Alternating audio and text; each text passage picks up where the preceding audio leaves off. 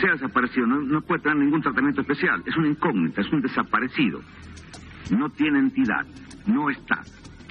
Ni muerto ni vivo, está desaparecido.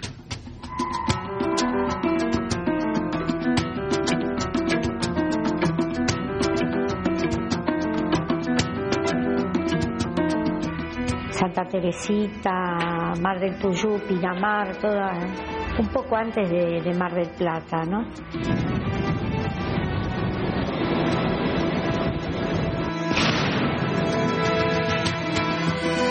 Acá la costa era un páramo. De una u otra manera nos enterábamos. No se veían paredes pintadas. De lo que venía haciendo el gobierno de facto de 1976. Era como vivir en un paraíso. Vamos musarela gambeteando el vado, buscando al pendejo que se ha muerto gado. Vamos musarela juntos a remar, antes de que el río lo encane en el mar. El picho fondeando con gritos y quejas, bajo la resaca y unas ramas viejas. Lágrimas de luna con pache menguante, mojan los penachos de un pasto torrante. Y el viento dejaba su flor chomería en la boca estorta que estalla el reír.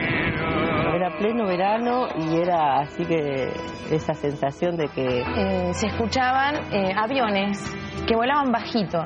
Decían, ¿y si estamos bañando y aparece uno? Yo le preguntaba a mi amiga que la veía nerviosa. ¿Quiénes eran esos? ¿Qué pasaba? ¿De dónde salen? Le digo, Elena, ¿qué pasa? Que nadie los reclama, ¿viste? Entonces, Elena, medio como que asustada, llorando, me contaba lo que pasaba. No había náufragos, no había justificación. Vengan los pinoles del río apartado a ver el pendejo que se ha muerto gado. Que vengan los ladrones de la vecindad antes de que el río lo encane en el mar. Donde resumidas enlazan las olas, el canto lloroso de un sauce en la orilla. Rebota en la luna que apenas y brilla. Pinoles y grancho vengan a ayudar, porque ya este río lo encane en el mar. Porque ya este río lo encane en el mar. Pero no, de ese tema no hablaba. De ese tema no se hablaba. ¿Qué pasa? Que aparece en el tema. Pero yo sé que alguien sugirió que guardáramos silencio. Ya en esos días había salido, creo que en La Opinión, que habían aparecido cuerpos en las playas. Ahí dicen donde aparecían los cuerpos en la playa. Por eso es muy probable que sean los cuerpos esos que tiraron de los aviones, ¿cierto? Muy probable. Porque no había enfrentamiento con estos lugares. Era todo así un status quo, había de como que no se hablaba, no se preguntaba.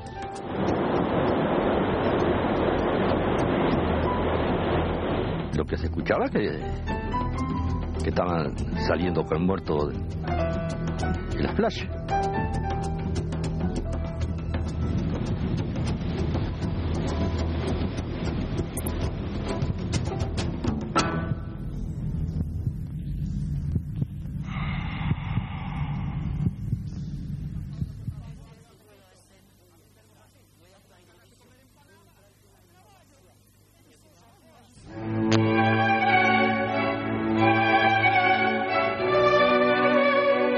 Soy Cecilia Fernández de Viñas.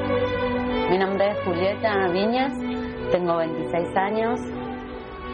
Soy la mamá de Cecilia Viñas. Soy sobrina de Cecilia Viñas. La abuela de Javier Penino Viñas, que nació en la ESMA.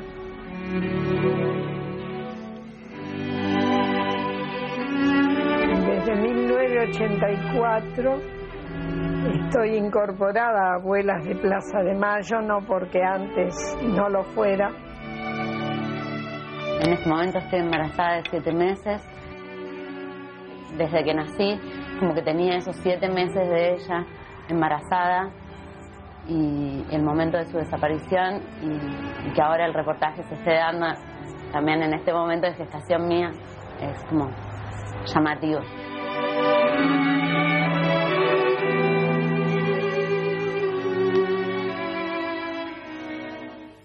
Y el silencio.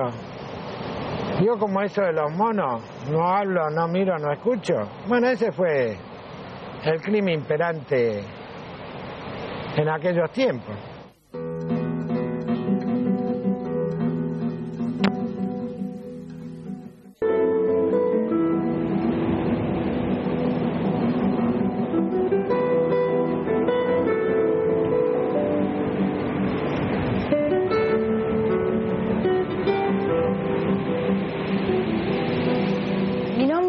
Adriana Ferraro.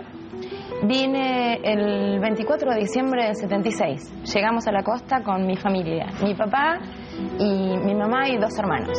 Nosotros pertenecíamos al antiguo partido de General Lavalle. El 1 de julio del año 78, a través de un decreto ley, se crean 4 municipios urbanos, entre los cuales está el municipio, el denominado municipio urbano de la costa, que a partir del año 82 se comenzó a denominar Partido de la Costa.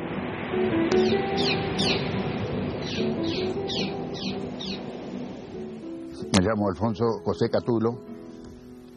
Hace 37 años que estoy en Mar de Ajó, vine en el año 65. Yo a partir del 74 empecé de ambulanciero en la unidad sanitaria de Mar del Tuyú, aquí a pocas cuadras. Y en esa época era muy tranquilo, no había prácticamente centro, eran algunos que otros negocios, era muy distinto. Esto era muy precario todo. No nos olvidemos de que ni siquiera teníamos hospital, apenas una salita de emergencia. En esta zona era muy desprotegida, lo único que estaba era bombero, teníamos una pequeña sala de primeros auxilios.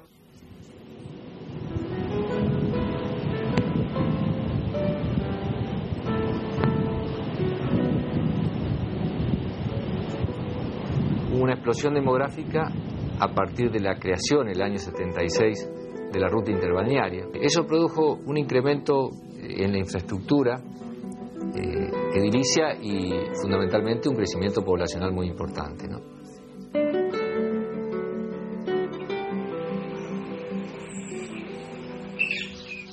Más o menos en esos años fueron los intendentes que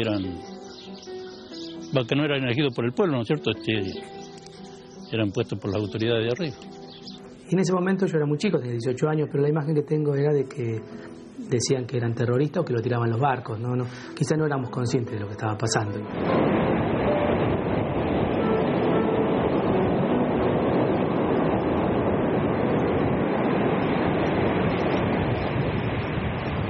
¿Qué era lo que se comentaba? Y que eran, posiblemente podían ser presos políticos.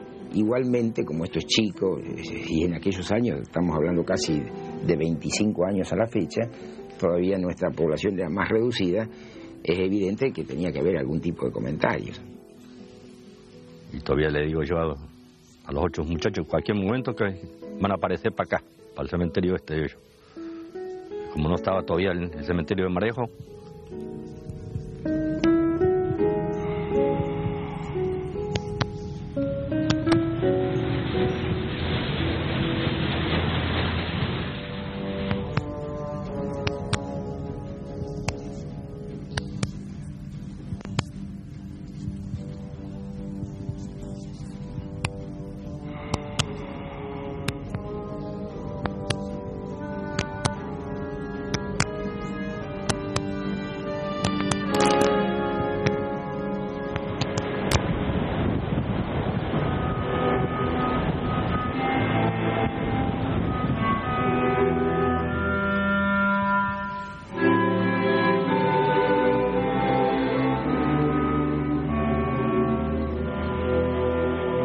En una oportunidad, estando yo acá en el bar, estábamos fuera de temporada, de lo que me acuerdo, porque hace muchos años de esto.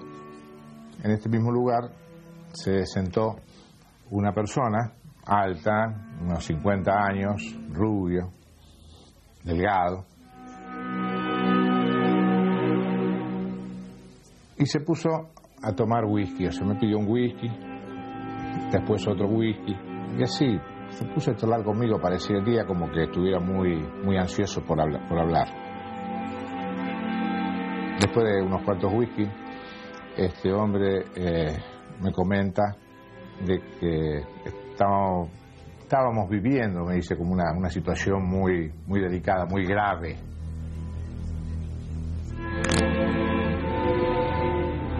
Le pregunto por qué, y me dice, realmente, dice, estamos tirando gente viva al mar, gente viva al mar.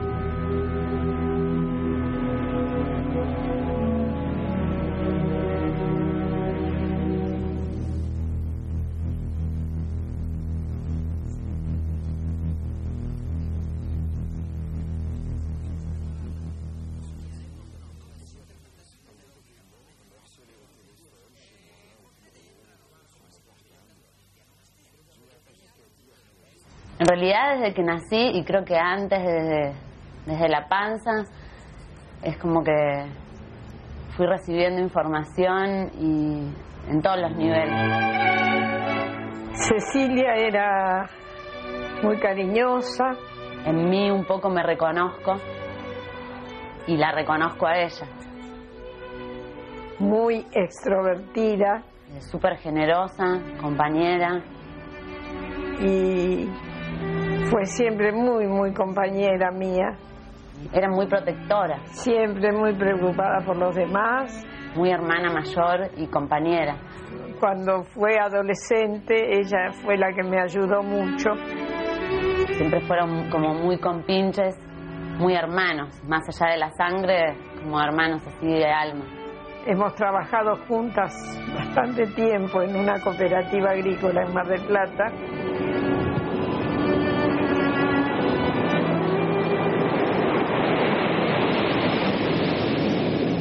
Ella nació ahí y vivía ahí, cerca del mar. Yo creo que era como una gran conexión, ¿no? que tenía. Veranos muy, muy lindos. Y de chica mi papá nos llevaba al mar. El hermano era más miedoso, ella no, ella iba hacia el mar. Muy presente las fotos de ellos en el mar, de chiquito con los gorritos, con la mallita esa volados. Y como que el mar da visión, ¿no? Y que ella un poco soñaba a través de ese mar.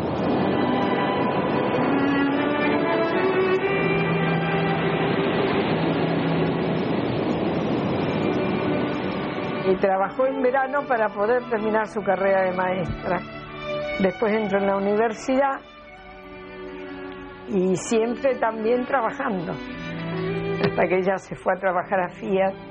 Eso fue en el 77, donde conoció a Hugo, el que fue después su marido, que también está desaparecido igual que ella. Nosotros no hacemos nada malo. Ayudamos a los que lo necesitan y alguien lo tiene que hacer. Esas son palabras de Hugo que a mí me quedaron muy grabadas.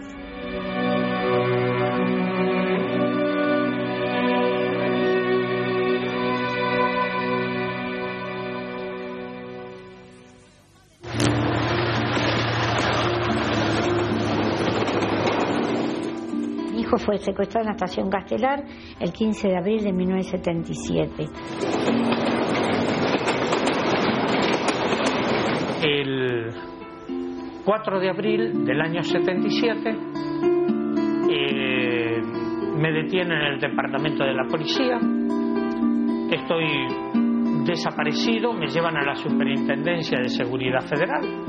Mi nombre es Miriam Lewin, soy sobreviviente de la Escuela de Mecánica de la Armada. Me llevaron a un lugar de inteligencia de la Fuerza Aérea donde estuve aproximadamente unos 10 meses y medio y de ahí me llevaron a la ESMA.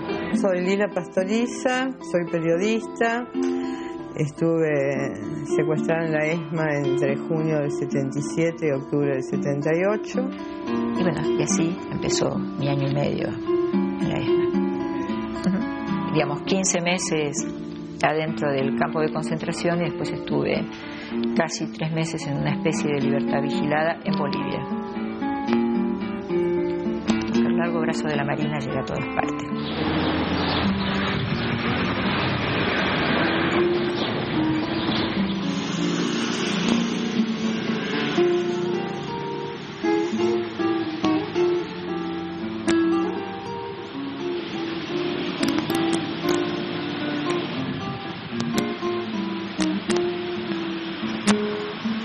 Ya están anunciando que estamos llegando.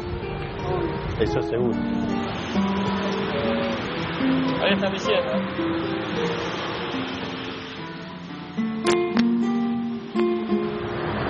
Los vehículos entraban por la entrada del 8209 de Avenida Libertador. Era una de las entradas. Otra de las entradas es por atrás. Pero a mí me entraban por acá. ¿Qué día llegaste? El viernes 10 de agosto de 1979.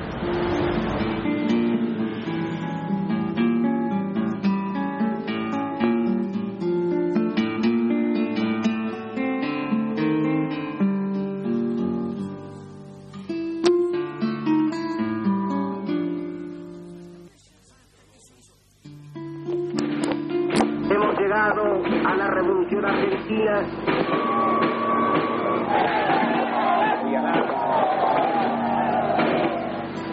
Yo, Juan Carlos Onganía, juro por Dios nuestro Señor. Yo pertenezco a una generación que vivió, digamos, prácticamente toda su parte de su niñez y su primera juventud o adolescencia bajo dictaduras militares o bajo amenazas de dictaduras militares. Así que quizás uno de los momentos más significativos en la historia de nuestras vidas fue el 25 de mayo de 1973. Los militares que se van repudiados por todo el pueblo, que gritábamos en la Plaza de Mayo, se van y nunca volverán. En esa misma plaza, mientras celebraba esa victoria y donde sentía que yo algo había tenido, en una pequeña porción, pero algo había tenido que ver con esa victoria, también me decía, sabemos que van a volver y tenemos que estar mejor preparados que las veces anteriores para cuando vuelvan.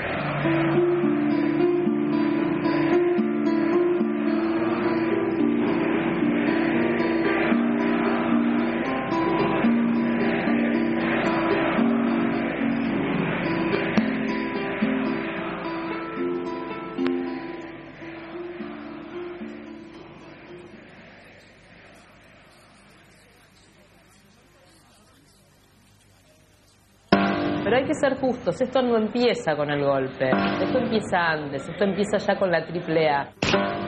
Se percibía en todo la llegada de lo terrible. El año 75 fue un año muy donde se veía que la cosa venía cada vez más pesada. Existía una organización llamada AAA, que era Alianza Anticomunista Argentina, que ya estaba haciendo estragos en la sociedad con una metodología muy particular, que era el secuestro y la muerte.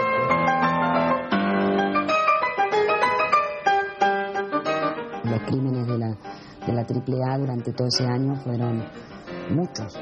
La posibilidad de que siendo un militante popular, militante político, era además naturalmente la hija de Rodolfo Walsh, o sea que todo el año 75 fue un año donde uno suponía que tal vez si salía de su casa lo podían matar. En realidad las desapariciones se masificaron, ya diría casi hasta, por decirlo ponerle un nombre horrible, a nivel industrial, a partir del 76 en adelante. Pero en la dictadura del 66 al 73 hubo desaparecidos, hubo asesinatos, hubo ese ejercicio bárbaro, ese ensayo de terrorismo de Estado tan brutal que fue la matanza de Trelew, digamos.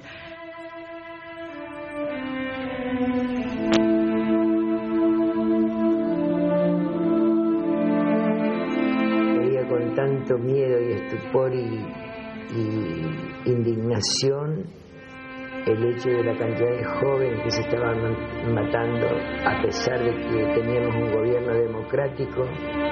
No cabía, no pensábamos que iba a llegar a figurar esta nueva figura que era la del detenido desaparecido. Creíamos que en algún lugar los chicos estaban presos.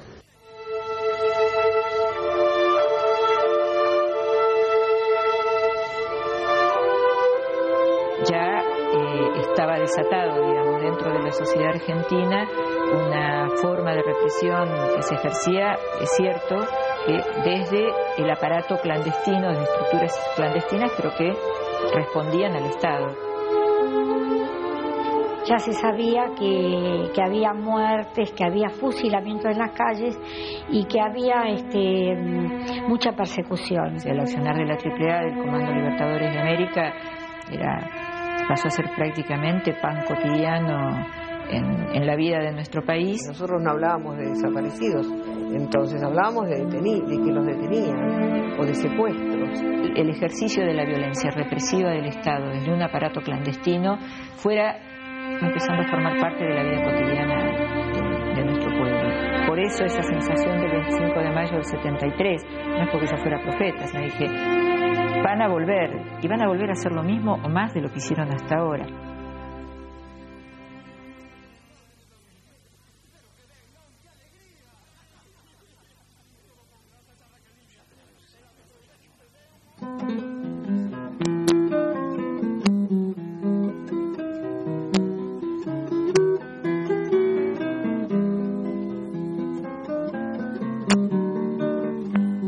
era vivir por ahí en la casa de uno con otros compañeros y de repente al otro día uno ya no estaba. Me acuerdo un día que habíamos comido en otra parte.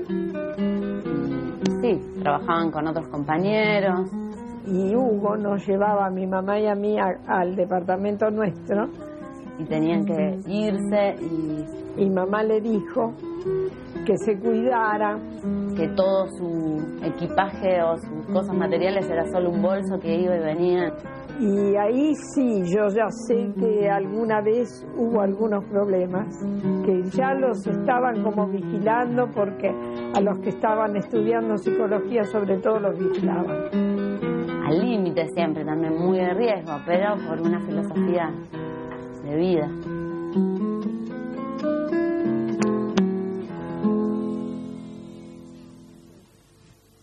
El golpe estaba anunciado desde hacía varios meses. Comunicado número 1 de la Junta Militar. Se comunica a la población que a partir de la fecha operacional de la Junta Militar. El día que se da el golpe estaba viviendo ya clandestinamente en la casa de unos compañeros. Sí, recuerdo haber escuchado los comunicados en la madrugada, en la mañana temprana. No recuerdo más que eso. Estaba en un bar cuando aparece la lectura de alguno de los comunicados. Todo el mundo esperaba el golpe. Lo que no se esperaba era que la represión fuera a ser tan indiscriminada.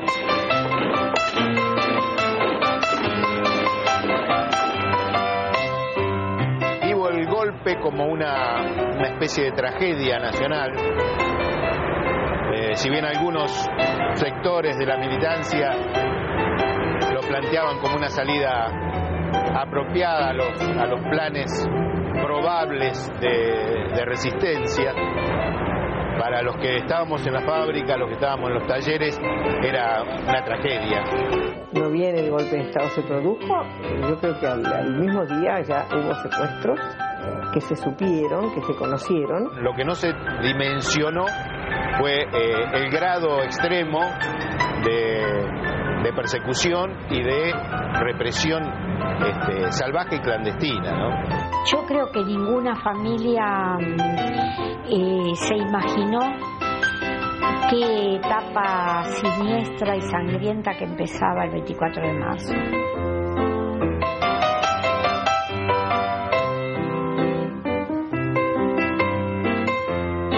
Para escuchar un poco la voz del enemigo, escuchaba un programa que tenía un terrible hijo de puta que se llamaba Felipe Romeo, que era el editor del diario El Caudillo. Este hombre dice, en un momento determinado ponen como fondo musical el golpe y se cagaban de risa los tipos.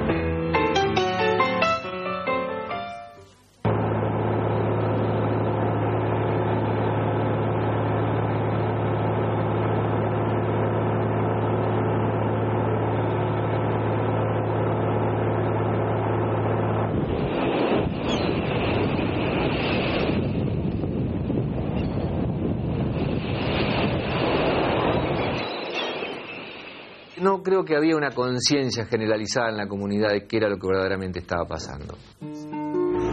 La delicia cotidiana que era la militancia, el contacto con la gente, de sentir que tocábamos la utopía con la punta de los dedos, se transformaba en otra cosa, en una pesadilla cotidiana. A plena luz del día, autos sin patente, con gente adentro disfrazada, que eran tipo mercenarios con armas largas, eran los que andaban abriendo las puertas de sus coches y los introducían a los que se tenían que llevar por la fuerza a los golpes. Sabíamos que por ahí aparecían cuerpos en la playa, pero no había una conciencia real de qué era lo que estaba pasando. Que la gente se callara, hay que entenderlo dentro de lo que significaba el terror produciendo sus efectos. A las patadas habría el hogar y se llevaba a todos los moradores, fueran ancianos o niños. Los mismos represores que en determinadas situaciones estaban en una pinza o hacían un allanamiento con uniforme de fajina, eran los mismos que después llevaban a los prisioneros y procedían a torturarlos y los hacían desaparecer. Cuando empieza la dictadura, los primeros que caen son los más expuestos. Vos te enterabas de cosas que te sucedían como vecino. En tu barrio se llevaban gente. En tu barrio venían a buscar a alguien en la casa de al lado o en la casa de la esquina. Bueno, que uno siempre habla de los Falcon y los Falcon verdes, pero era Falcon verde, amarillos, azules, negros y todas las marcas de autos que se te puedan ocurrir. Llegó un momento en que lo único que esperábamos o lo único que nos preguntábamos era ¿cuándo me toca a mí?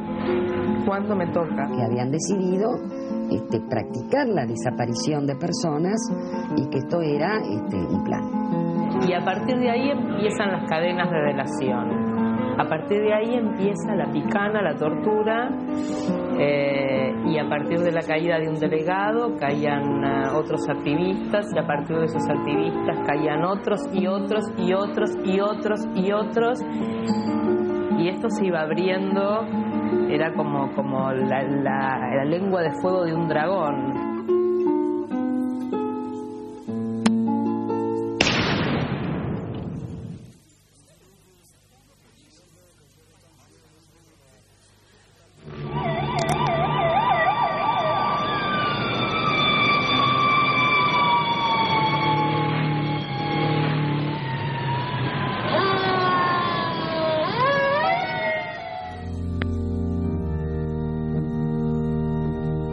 De Plata se vinieron a vivir a Buenos Aires, a un departamento que queda en Corrientes y Mario Bravo. El 13 de julio del 77 se los llevaron. Y en ese momento estaban ellos entrando en ese edificio o ellos siendo secuestrados. Ese ver el departamento revuelto, la ropa del bebé tirada. Dicen que los fueron a buscar, mi tía estaba embarazada de 7 meses, en la espera de su hijo tan deseado. Según el portero le contó a mi ex marido y a mi hijo, después de las 9 de la noche los fueron a buscar y él les dijo que no estaban. El día que ellos desaparecieron habían ido al velatorio de un compañero de trabajo y se ve que los esperaron, porque cuando volvieron del velatorio, 1:00 de la mañana, y en la puerta del edificio los separaron a Hugo y a Cecilia. Yo tengo esa imagen. Los estaban esperando y bueno, y ahí desaparecieron. Ese departamento después lo desmantelamos, lo cerramos, se vendió, porque mi ex marido también iba y había puesto sobre la mesa de la cocina unos papeles y él escribía y le llenaba la heladera. Uno todos los días piensa, mañana voy a saber algo. Ya pasó un mes, no puede ser, tienen que estar. Uno busca y llega un momento en que todo se desmorona, porque por donde uno va no hay respuestas.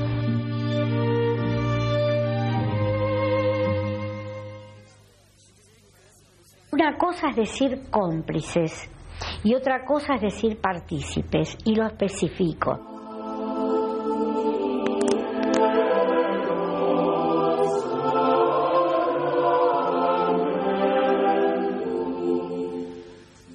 Un sábado le digo a mi nuera, mira, vamos a ir por todos los obispados.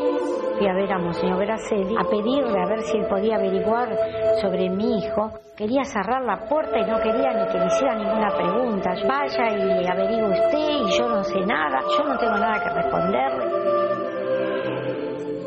Parecida a la grosería cuando lo fui a ver a Balbín y dijo, ¿por qué no cuidaron a sus hijos?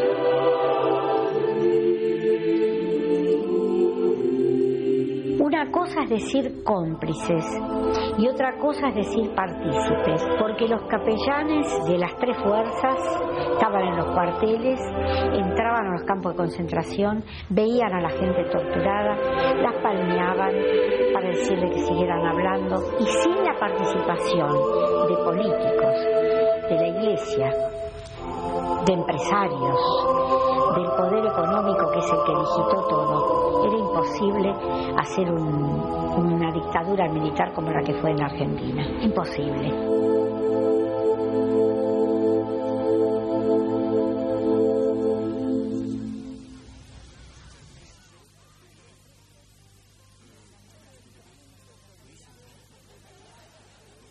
Apenas lo separaron, Hugo no sé si siguió mucho tiempo más con vida, a diferencia de Cecilia, que la trasladaron a la ESMA.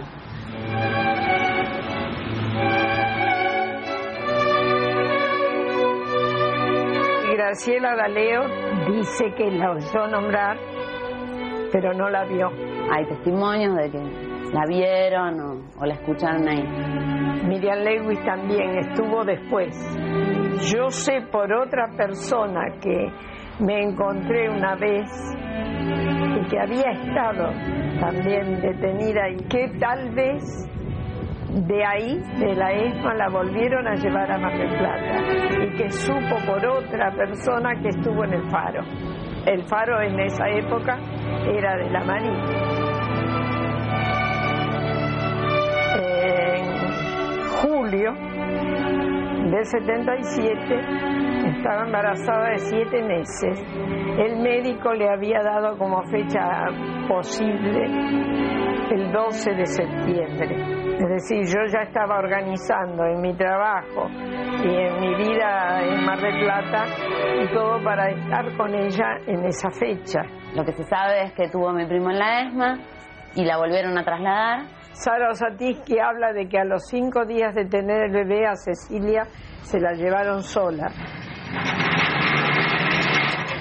Por eso no nos extraña la partida supuesta de nacimiento de Javier, habla del 7 de septiembre. Y que mi primo no fue dado a la familia, sino que fue tomado por un militar.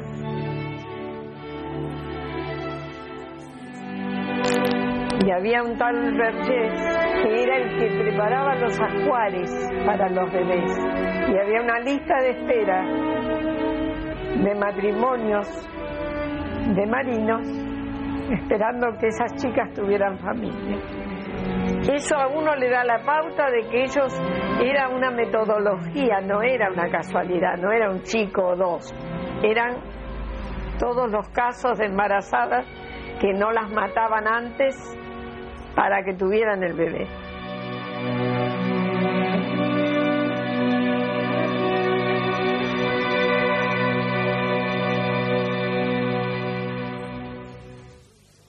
Mostrar sobre estas tierras de cuánto es capaz el ejército argentino cuando lucha por la libertad, la paz y la justicia para su pueblo.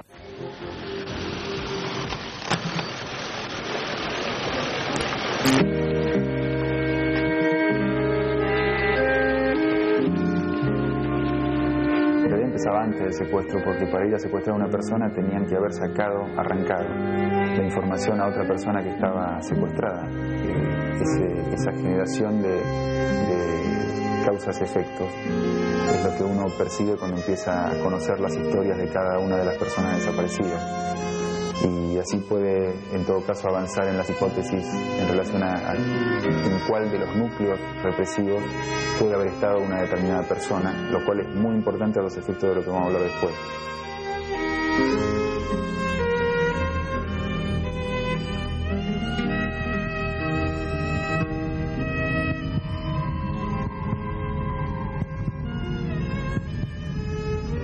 Finales de noviembre desaparece mi hijo mayor, Oscar Manuel. Y desaparece él y mi nuera y mis 2 nietos. A mis hijos sé que los llevaron al Olimpo. que mi hijo muere en la tortura. Mi hijo mayor, que hoy tendría 53 años. Y sé que a mi nuera la llevaron en un vuelo en enero del 79. De mi hijo Ramón, de Enrique Ramón, no tengo idea porque no sé dónde desapareció.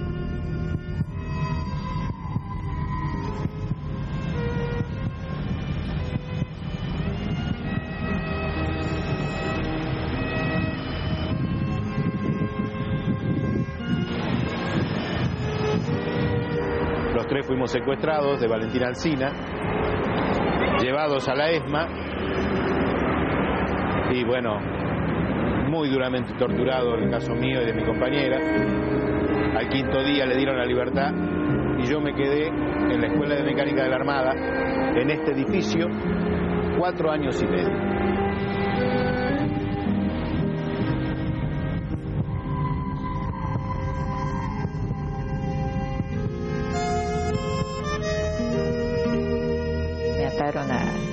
Al camastro metálico que tenían allá, y ahí teníamos los dos represores que se repartieron los roles del bueno y del malo. Fueron el capitán Francis William Wammon, alias Duque o Pablo, y el teniente Antonio Pernías, alias Martín Trueno Gata. Mientras Pernías me golpeaba y me metía la picana eléctrica, Wammon decía que él era bueno y que creía. De ahí ya mejorada un poco, no me pegaban, no me torturaban tanto. Las torturas fueron pocos días, calculo que habrán sido 5, 6, 7 días. Pero hay una de las cosas que más me quedaron grabadas, a pesar del dolor y de todo, es que me repetían constantemente: nosotros te vamos a enseñar a parir hijos machos y no montoneros. Se han muerto nuestros hijos, que nos digan, pero que no nos dejen en esta incertidumbre. Yo tengo 2 hijas desaparecidas. Darle pie a las argumentaciones que presentan las organizaciones como Madre de Plaza de Mayo, Abuela de Plaza de Mayo, cosas así por el estilo, que son organizaciones que responden evidentemente a intereses del marxismo internacional, es a tomar una posición tendenciosa. Queremos saber dónde están nuestros hijos, vivos o muertos. Angustia porque no sabemos si están enfermos, si tienen frío, si tienen hambre, no sabemos nada. Y desesperación, Señor, porque ya no sabemos a quién recurrir. Embajadas, ministerios, iglesias, todas partes que nos han cerrado las puertas.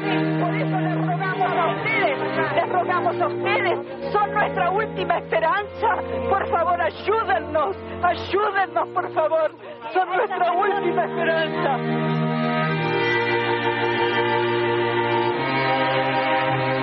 Ha habido enterramientos clandestinos y ha habido destrucción por el fuego y ha habido destrucción mediante el vuelo. Creo que el vuelo era sin duda funcional a esta política del terrorismo de Estado. Me dicen que me van a trasladar, no me dicen dónde, me encadenan, me meten en un celular y me llevan a la base aérea de Don Torcuato, donde me encadenan en uno de los aviones. Es un pequeño avión, está como 2 horas o más volando sobre el Río de la Plata, la costa uruguaya, el mar y la costa argentina. Cuando el piloto recibe un comunicado que me trasladen a la base aérea de Morón.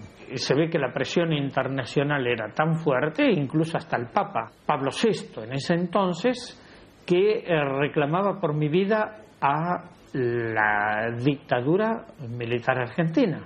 Eso me salva la vida.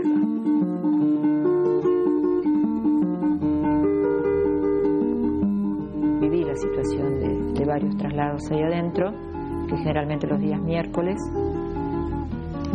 con distintas frecuencias según estuviera más o menos llena la capucha.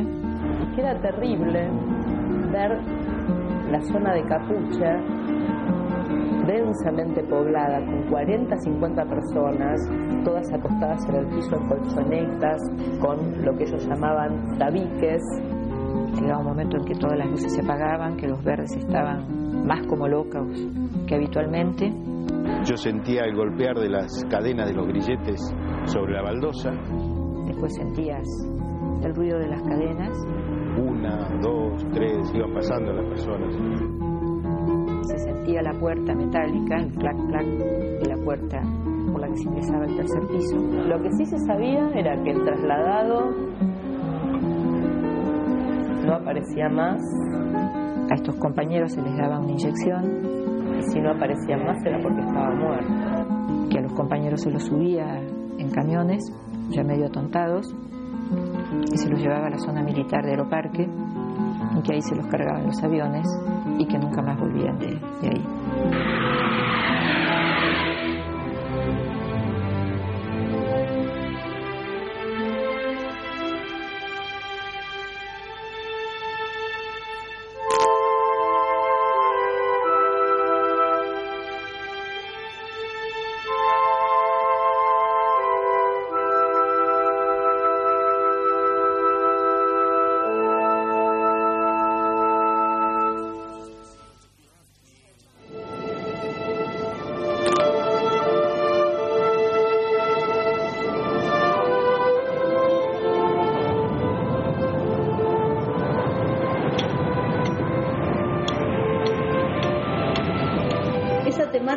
Así que es tan oscura, tan negra, nunca me introduje porque trato de no inmiscuirme en lo que no me atañe.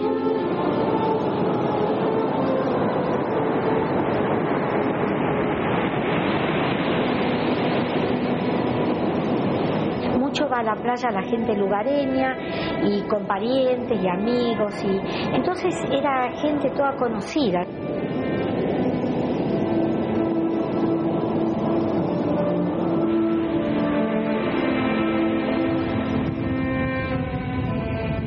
Nos vamos enterando de una u otra manera que empiezan a aparecer cadáveres en las costas de lo que era General Lavalle y luego el Partido de la Costa. La gente se estaba bañando y por ahí salían unos restos.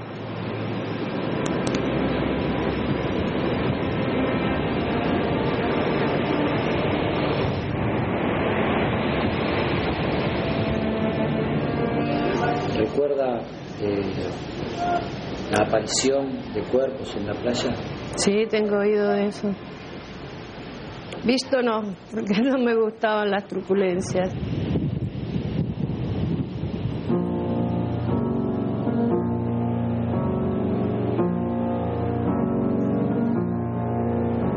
Eran arrojados por la oleada acá hasta la orilla, a la última rompiente, acá a Lolita.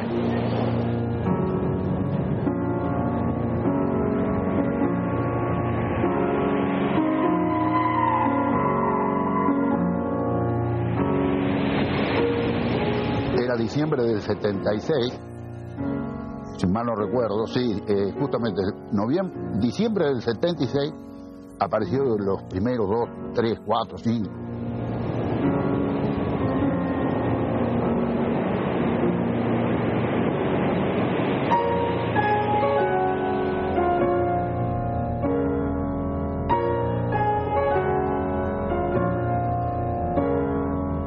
Hay gente que piensa que no se puede dar tantas casualidades.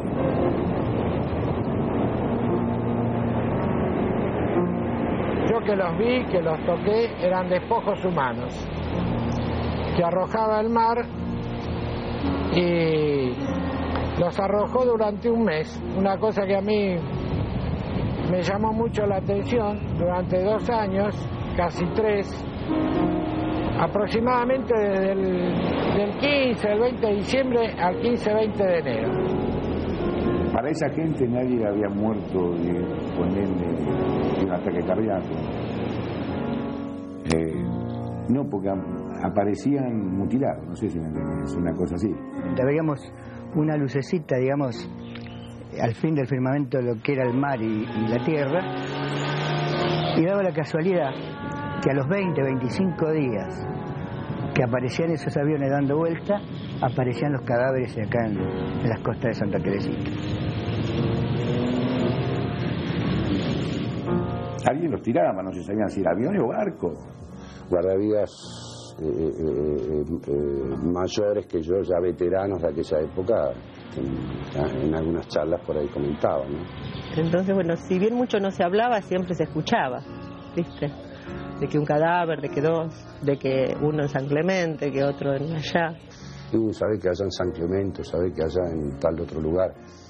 Dicen que San Clemente fue un lugar de salida de muchos cadáveres.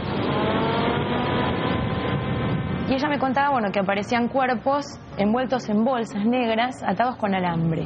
El ahogado es otra cosa, totalmente diferente. Y he visto bastantes cosas, así que no quería ver más. Lo que yo considero más que nada morbo. No fui a la playa a ver, pero tengo entendido que salían restos de personas.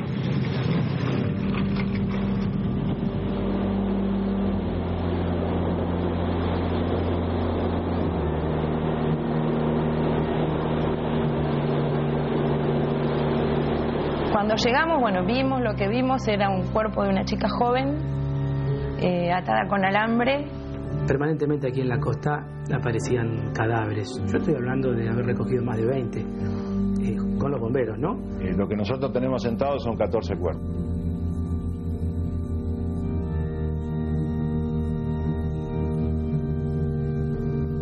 Se siente un olor feo, un olor raro.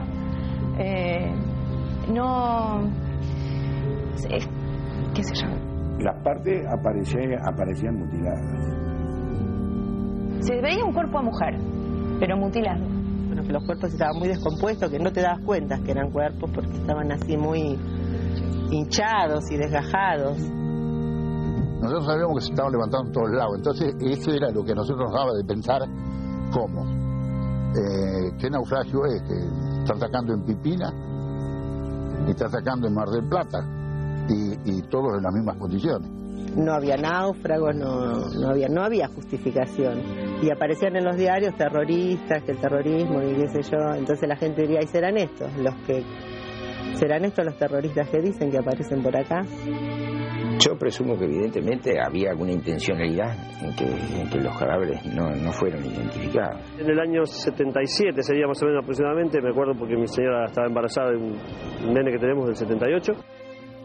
Porque claro, imagínate, plena temporada, sale bollando un cadáver. Me llamaron alrededor del mediodía para sacar un cuerpo que había aparecido en la playa. Se metió así, adentro del gomón, para que la gente no vea mucho. La actuación de bombero está registrada en los libros del cuartel. Y así con el gomón se salió a la playa y ya estaba esperando la ambulancia. Una arriba y... Bueno, vine con la ambulancia, lo cargamos sobre una chapa. Al cuerpo le faltaba la cabeza, la parte de las muñecas, la parte de los pies y las extremidades. Eso es lo que le faltaba. Fueron en el 77,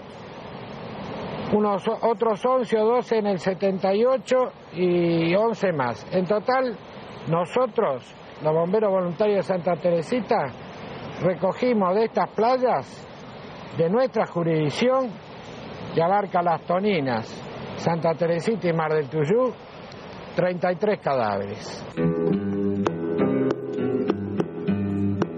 Totalmente desnudos, sin genitales a la vista. Algunos cráneos presentaban, signo de haber sido ejecutados.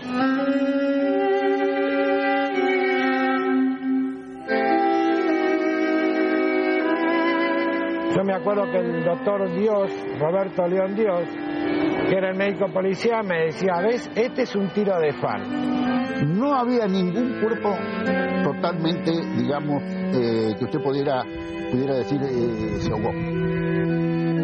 Y la misión nuestra era levantarlo, entregárselo a la policía en donde ellos dijeran. Nos llamaban a nosotros y íbamos al lugar y esperábamos que llegara policía, que tomara las notas o los datos que tenía que tomar, y bueno, después se procedía a retirar el cuerpo de la playa.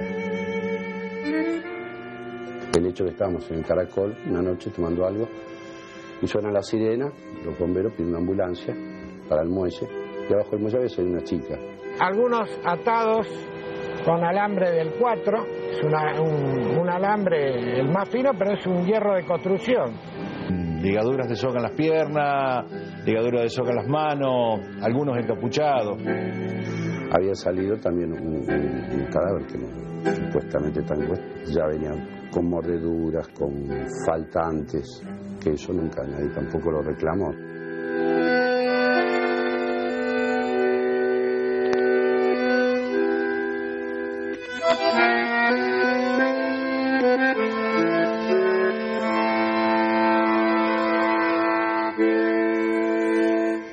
Había cadáveres que le faltaban los brazos. El que tenía capucha le sacaron la capucha y tenía un agujero en la cabeza. Piernas quebradas, brazos quebrados, torsos golpeados, caras golpeadas. Después empezaron a salir prácticamente destrozados, maniatados, con las manos atadas, con una capucha. Los pechos cortados, quemados, con cigarrillos, sin la yema de los dedos, sin partes de la dentadura. Eran cuerpos muy jóvenes, que los dos primeros que aparecieron eran dos chicas. El bombero levantó de ese tipo de cadáveres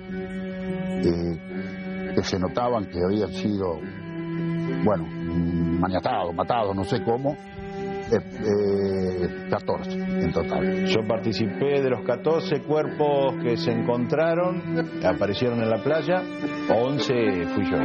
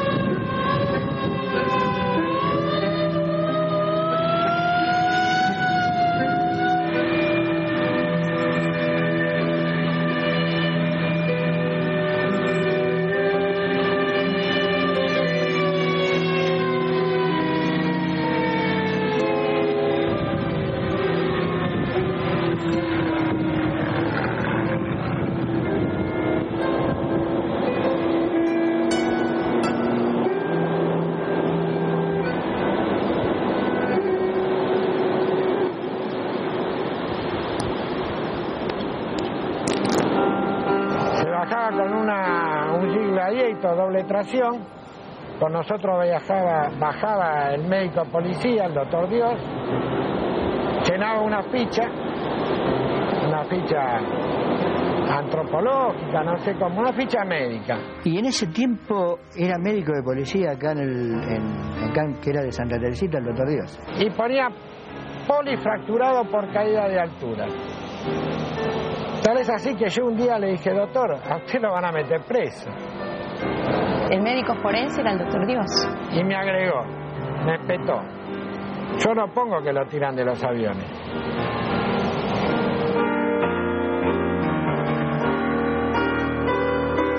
Lo que dijo, o estas personas fueron muy golpeadas, o él suponía que se habían caído de algún barco. El doctor Dios era el que se encargaba de hacer autopsias, aunque eran muy difíciles. Lo cual después supimos que no era así, que fueron, por lo que se comentó después, que eran de aviones. Era un médico muy querido en el pueblo. Que pienso que a raíz de todo ese trauma el doctor Dios falleció, le dio un ataque al corazón, porque él era el que se encargaba de todo eso. Lástima que las personas que pueden dar testimonio están muertas, lamentablemente. Lo que a mí me llama la atención es una cuestión que siempre me quedó como un interrogante, que a los 20 días de haber encontrado el tercer cuerpo, el doctor Dios fallece. ¿El doctor Dios era forense, funcionario? Forense. ¿Y de qué fallece? ¿Cuál es la versión? Lo encontraron muerto en la cama. ¿Y la versión oficial cuál es? Todos dijeron que era un paro cardíaco. ¿Y usted duda de...? Tengo un gran interrogante, pero aparte lo apreciaba mucho.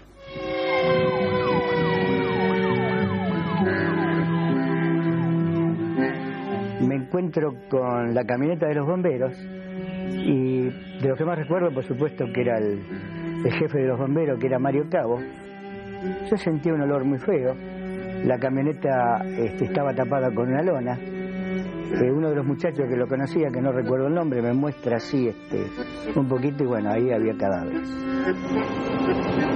La labor de bomberos se resumía, digamos, a venir, levantar el despojo en una Gladiator, llevarlos a la unidad sanitaria en aquel entonces de Santa Teresita, en la calle 39, esquina 5, a un chalet que se denominaba morgue, pero que carecía totalmente de frío, o lo que conocemos nosotros por una morgue.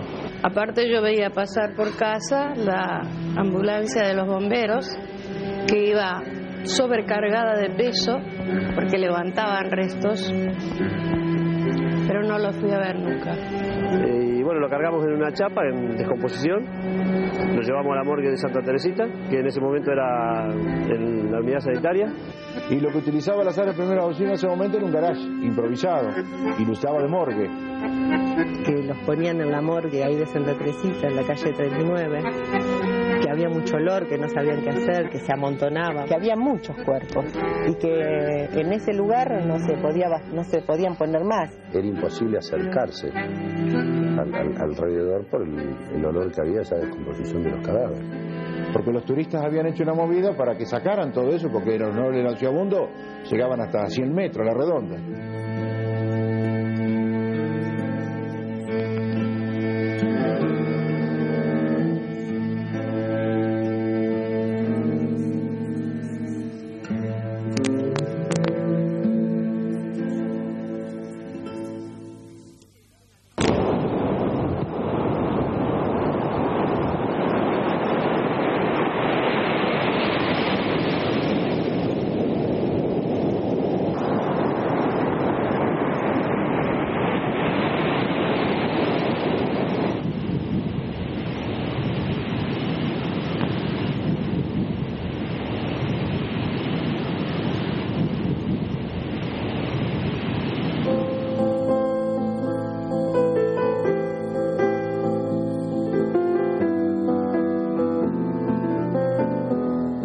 Dice que habían aparecido cuerpos en Santa Teresita, en Mar del Tuyú, que habían querido arrimarse para ver qué pasaba y para ver si podían identificar. En primer momento no llegaron a dejar, hicieron un cordón. Los bomberos se ocuparon de poner los cuerpos en bolsas, la policía custodiando, una cosa muy rápida sin permitirles.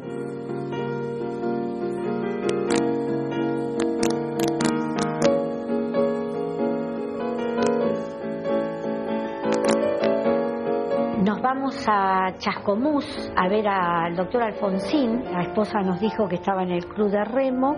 Nos dirigimos ahí, era un día de mucho calor. El doctor Alfonsín estaba en short, pecho al aire, rodeado de toda una serie de jóvenes, mujeres y varones. Nosotros estábamos muy angustiadas, nos pusimos a llorar, le dijimos, venimos para saber quiénes son los cuerpos que aparecieron en las playas. No se molestó siquiera en vestirse y acompañarnos, no se inmutó el doctor Alfonsín, dijo, bueno, vayan a la comisaría de General Lavalle a ver al comisario para ver si él puede averiguar cómo aparecieron esos cuerpos. Él parece que no estaría enterado siquiera, ¿no? Hoy, gracias a ustedes que están haciendo la investigación, leo que pedían que estuvieran a disposición nuestra para cualquier investigación. Sin embargo, nunca nos permitieron ingresar a un archivo, ni eso que ellos decían que en la morgue podía haber manos.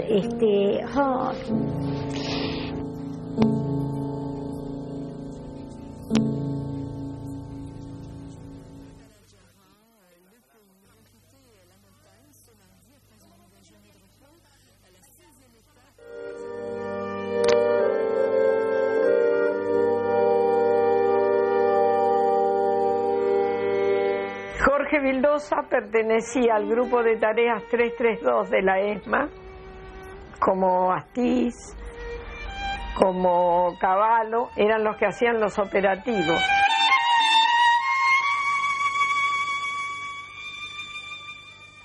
Yo creo que Vildosa es una persona peligrosa, es una persona, un delincuente que anda suelto. Que yo no entiendo cómo no lo encontraron todavía desde que Garzón pidió que lo busque Interpol. No sé quién lo protege y por qué. El hijo de Vildosa, Jorge Vildosa se llama también, trabaja en la CIDE o en el CIN, que es el Servicio de Inteligencia Naval. Lo pongo en el mismo lugar de Videla, de Macera, que era su jefe. Sabemos indirectamente que este hombre entra al país y sale del país. Si es posible que la justicia lo convoque, que le corten las entradas o salidas, las entradas a otros países, las salidas de nuestro país. Todo esto hasta el día de hoy ha sido sin éxito. Está prófugo además de por Javier, por robar dinero de la ESMA. Huyó por dos motivos, porque el dinero se lo apropió indebidamente, o sea, es un ladrón, más es un genocida, un torturador, un ladrón de niños.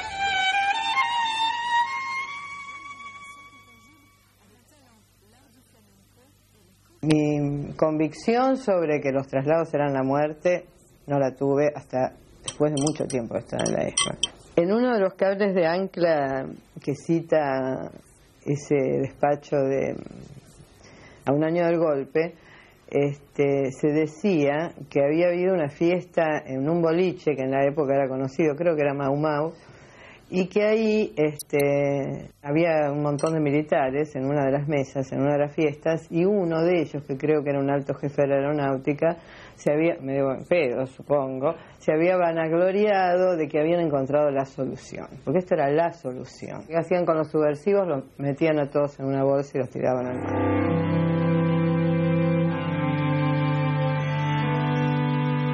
Los marinos habían descubierto una forma práctica de desembarazarse de los cuerpos en el mismo momento que ejecutaban a las víctimas. Incluso los milicos llegaron a comentar que los primeros tiempos, precisamente aparecían los cadáveres en la costa porque los tiraban demasiado cerca. Totalmente develado cuando Chilingo hace una confesión frente a cámaras de que él por lo menos había matado o había arrojado al mar con vida a 30 prisioneros de la ESMA.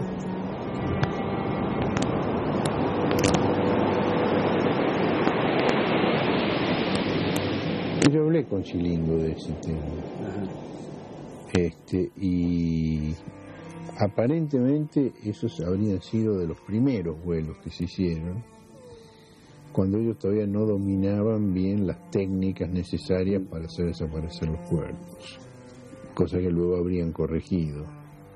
Por ejemplo, esos cuerpos habrían sido arrojados con ropas, vestidos, y eso, por alguna razón que yo no entiendo, habría favorecido la aparición, además de cálculos incorrectos de corrientes marítimas.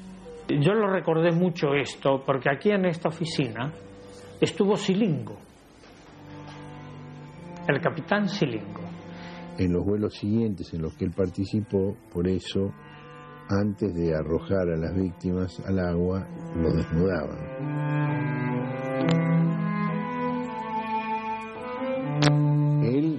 menciona vuelos que se realizaban todos los miércoles.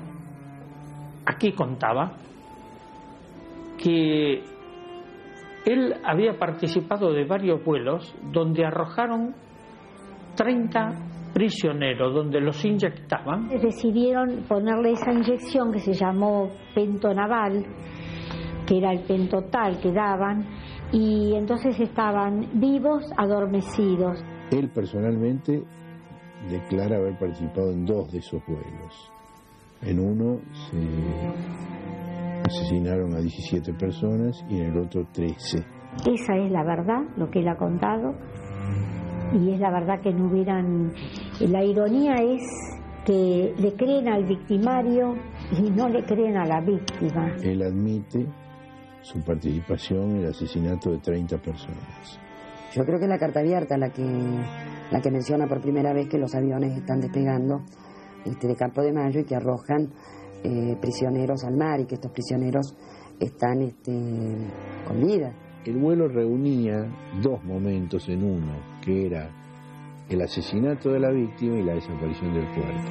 En los otros casos se trataba de 2 momentos separados, y eso contó lamentablemente con la aprobación de las jerarquías eclesiásticas, que definieron ese método aberrante como una forma cristiana de muerte.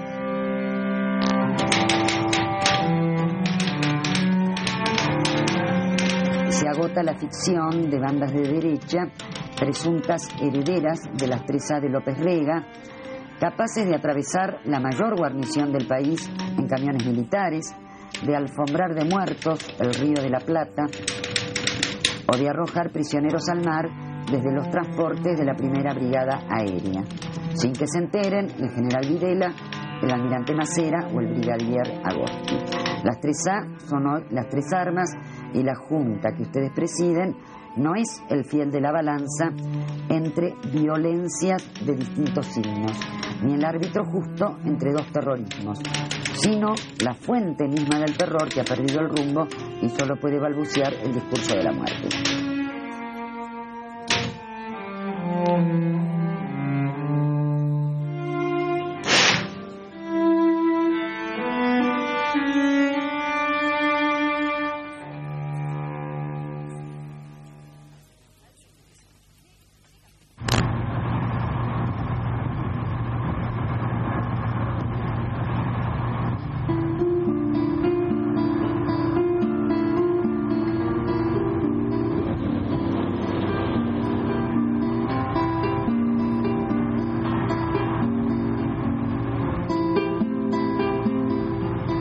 Había camiones municipales que cargaron algunos cuerpos y los llevaron a un cementerio acá en Lavalle. Desde Santa Teresita al cementerio de Lavalle se hacía en camiones Dodge municipales de aquella época. Y que en ese lugar no se podían poner más, sino nadie los reclamaba y había que darle una salida y los llevaban ahí al cementerio de Lavalle. Camiones que en su momento decían que eran de la municipalidad. Enseguida se cargaba con camiones municipales, se tapaban de cal. Que los cadáveres iban a una fosa común y se rociaban con cal vivo.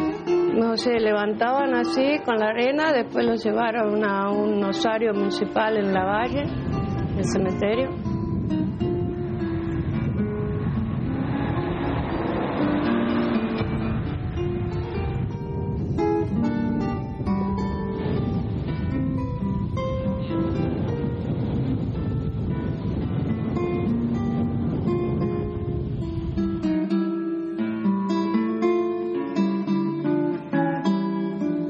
Me comentaron algunos de los compañeros míos que sí, que algunos cuerpos habían traído de la costa. Que ellos muchas veces iban a trabajar ahí a Mar de Ajó y en la tarde regresaban y cuando venían de vuelta les ponían los cadáveres. Dice, vos sabés que me tocó traer un cuerpo de la costa que le faltaba la mano.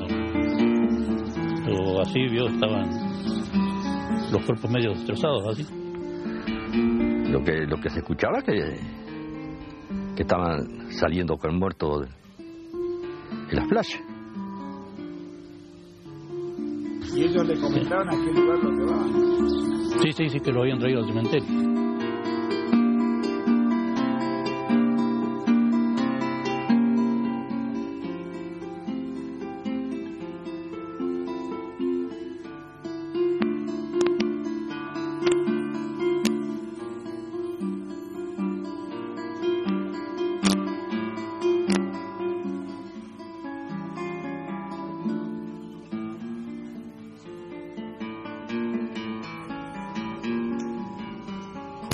Como a los 4 días, 5 por ahí. Me dice que mi hermano ahora dice van a traer, dice, un camión viene, dice, con unos muertos que han sacado el agua, dice, de las playas. Pero ustedes no se metan para nada. Y ya venía el camión con el resto, los cuerpos ya. Nosotros no hicimos nada. El municipio que se hizo cargo de todo, trajeron el personal y ellos hicieron la cosa. Pero nosotros en ese momento, ni el encargado que era mi hermano, ni el personal, no echamos ni un puñado de tierra. Pero una sola vez trajeron nomás, con el camión,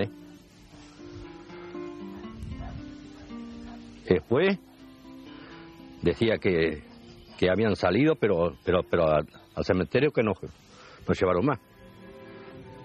No metimos la mano para nada, ahí. Nada. Todos hicieron cargo el municipio. Los hacían ir a todos cuando llegaban esos camiones. El que estaba encargado del cementerio, que venía de hacía unos cuantos años atrás, sabía dónde estaba. Yo me fui para allá atrás, para el fondo. Ellos lo taparon, todo. No, yo estaba, nos dice. Yo me escondí, yo estaba, yo sé. Está en aquel sector, dice, en aquella esquina, aquella punta. Ahí.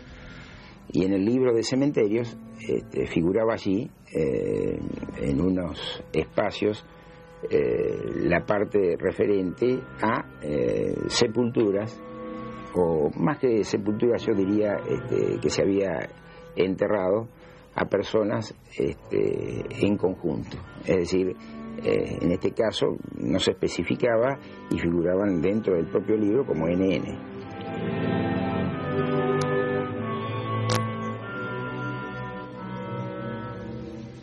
Ninguna. Han enterrado los primeros muertos y después no trajeron más. Una sola fosa. En una sola fosa fueron todo. Metieron todo en una sola fosa. Y él lo tiraba como una bolsa de papa.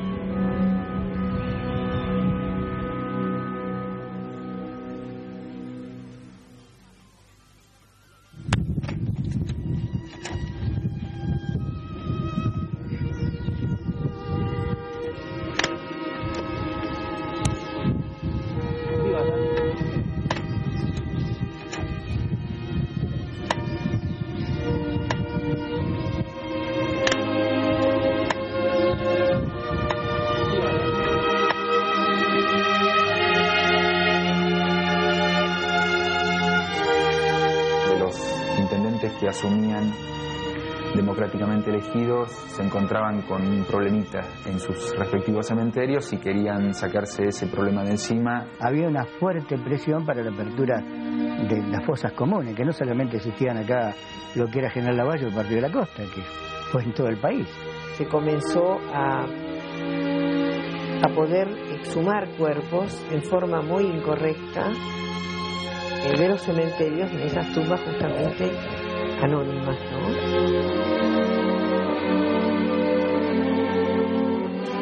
Le tocó al Departamento de Dolores averiguar en una causa donde se suponía que había desaparecidos enterrados en el cementerio de General Lavalle. En resumen, que yo extraje, yo recuerdo que eran 21. Lo que más me causó un impacto muy fuerte fue que cuando a los poquitos centímetros que habían abierto la fosa, habían un frasco de vidrio con un líquido, había 2 manos cortadas a la altura de las muñecas. Se constituyeron allá, creo que un número de 4 peritos de la Oficina Pericial de La Plata. Que lo iban metiendo en bolsas negras y evidentemente creo que los enviaban a La Plata. Y los llevaron, a los restos los llevaron ellos. Y, no sé, al año y pico, a los 2, trajeron que los restos he vuelto otra vez. Bolsa por bolsa. Yo nunca tuve noticia de que se haya identificado y aún posterior, en el año 92, me constituí en la Oficina Pericial de La Plata y no se habían podido identificar ninguno de los cadáveres.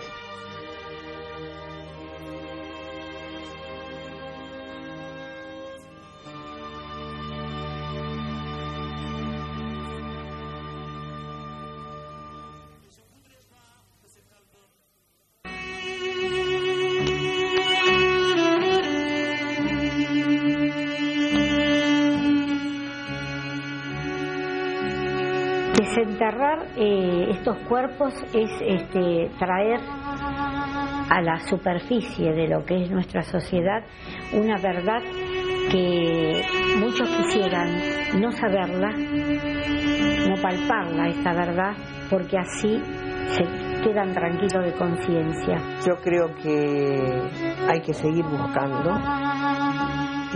Justamente estos huesos hablan y cuentan la historia.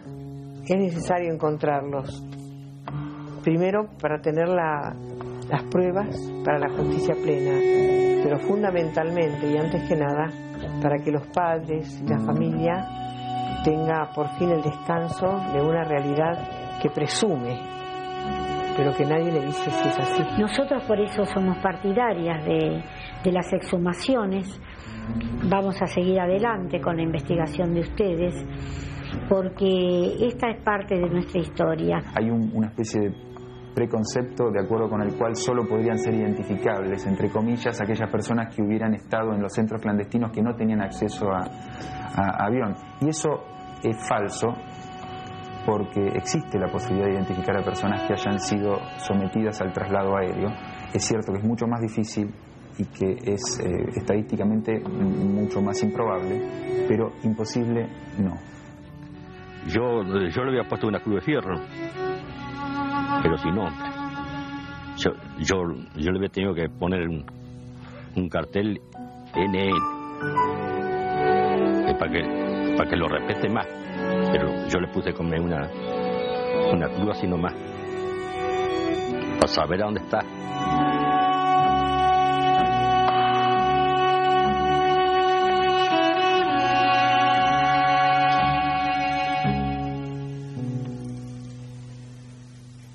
Los cuerpos que aparecían en la playa eran traídos en camiones municipales hasta este cementerio, el cementerio General Lavalle.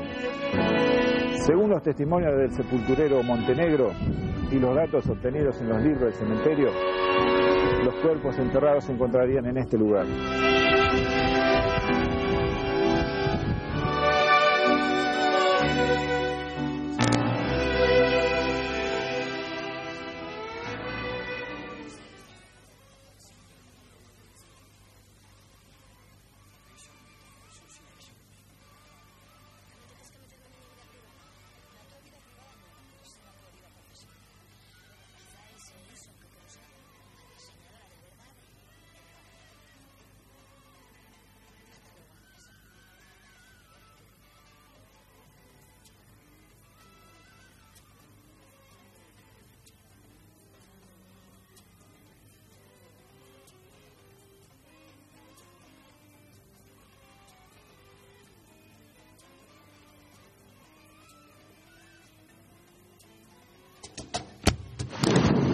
¿Qué hay? Hay un pie. Pie. Bueno, hagamos una cosa, tapalo, abrimos allá y vemos las piernas.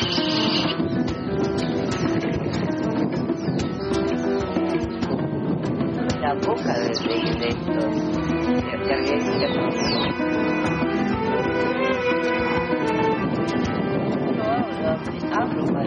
Nosotros vinimos acá porque tenemos bastante esperanza de poder identificar a estas personas.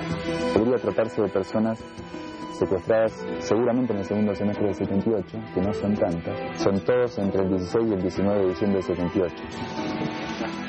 Eso cuando estamos desesperados. Hay unos alambres y puede ser que haya estado también atado de pie y mano. La relación entre el libro y el terreno no es lo suficientemente exacta como uno pretendería. Pero bueno, vamos, estamos en veremos. ¿Cuántos ahogados hay comúnmente? Puede ser un ahogado. Un ahogado no puedo saber, no tengo nombre, no tengo causa. Hicimos un sondeo en la zona de los pies porque las personas que nosotros estamos tratando de encontrar serían víctimas de un traslado aéreo. Estamos buscando realmente los miembros inferiores que tendrían que tener, digamos, por una caída vacío, digamos, patrón de fractura, sea fractura de miembros inferiores y pérdida hacia la banda. Todos presentan los mismos patrones de fractura. Y eso tiende a dejar determinado tipo de lesiones en los miembros inferiores.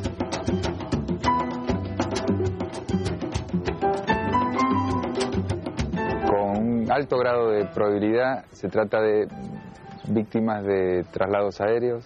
Yo creo que estamos cerca de poder llegar a establecer una cadena de sucesos que es factible que sea la primera vez que se pueda hacer con tanto dato. ¿Dónde fue secuestrada una persona? ¿Dónde estuvo esa persona?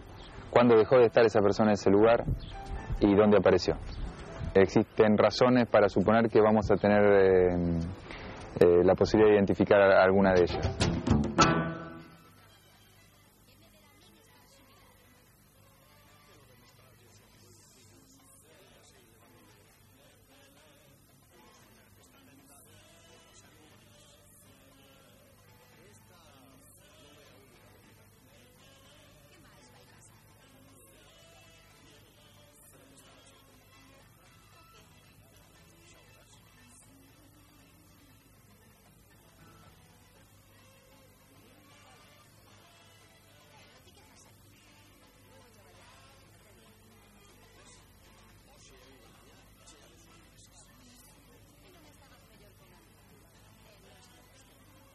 El pleno gobierno constitucional de Alfonsín había desaparecido con vida.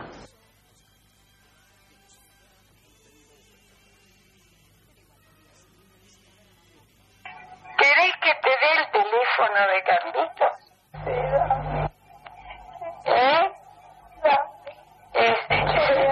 ¿Cómo puedo? ¿Por qué no podés?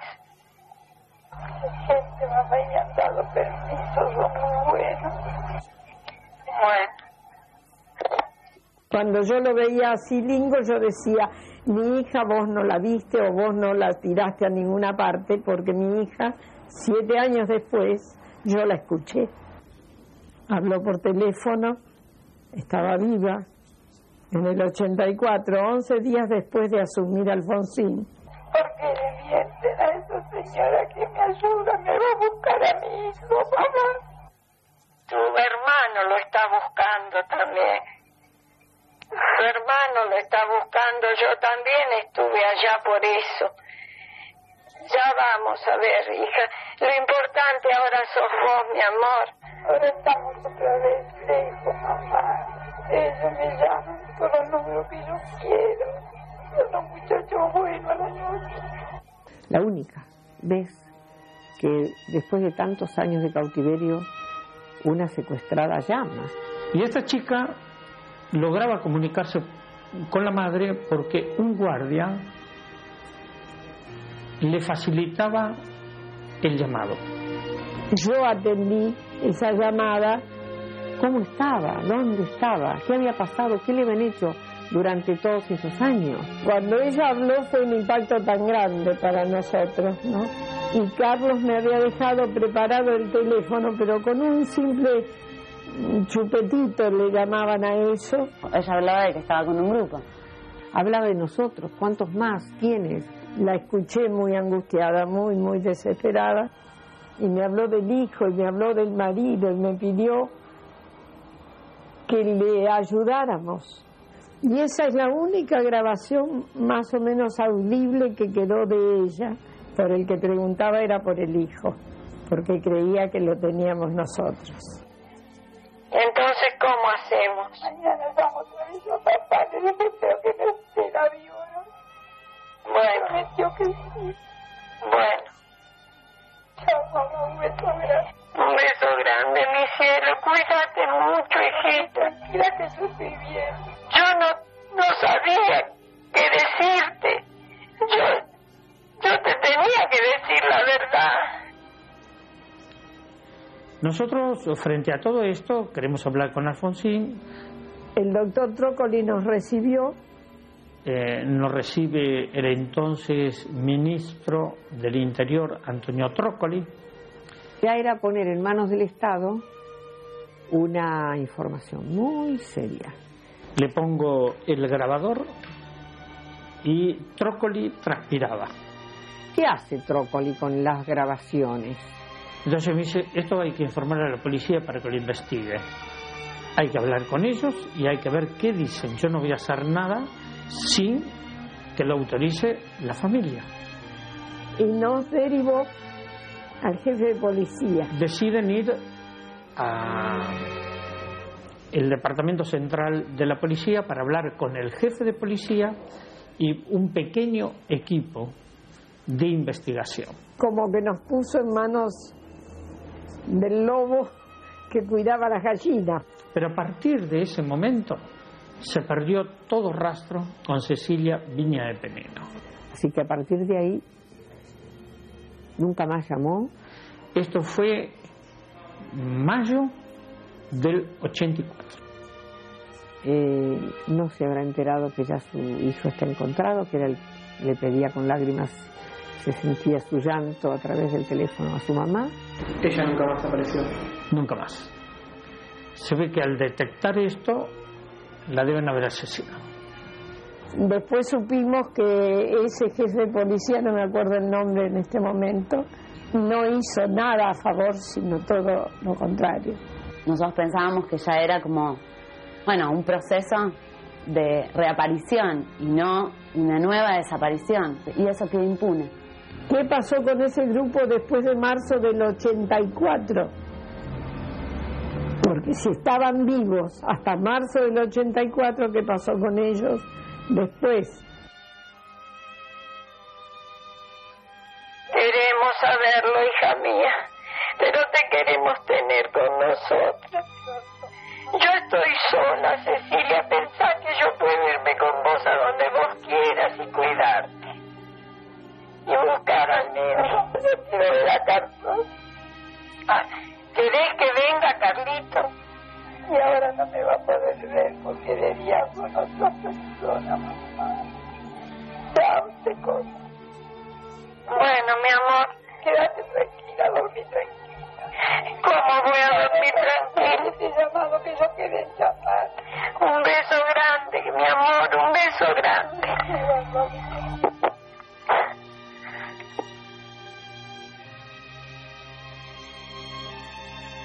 Las llamadas fueron 8 en total. Desde el 21 de diciembre del 83 hasta marzo del 84, que era casi audible porque ella no era con permiso, pero que dijo ya, adiós papá, no voy a poder volver a llamar. Y nunca más.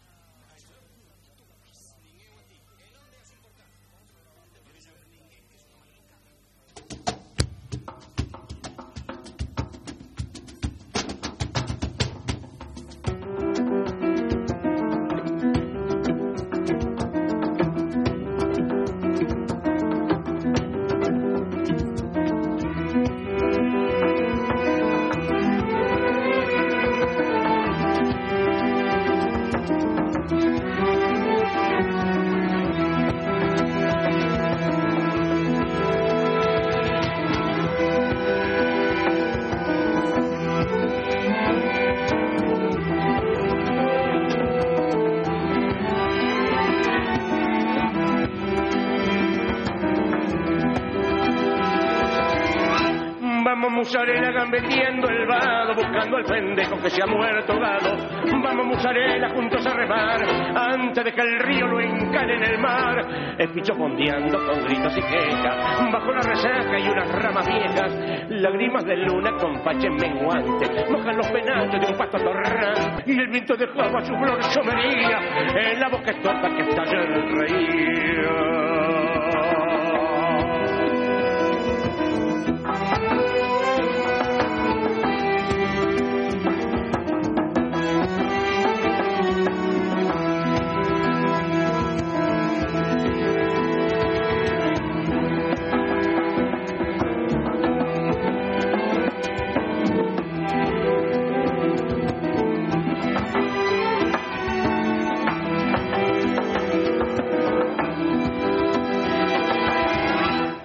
Los pinoles del río apartado, a ver el pendejo que se ha muerto ahogado, que vengan los ladrones de la vecindad. antes de que el río lo encane en el mar, lo encane con pilcha de blancas estolas, donde reunidas enlazan las olas, el canto lloroso de un sauce en la orilla, rebota en la luna que apenas se brilla, Pinoles y Groucho vengan a ayudar, porque ya este río lo encane en el mar, porque ya este río lo encane en el mar.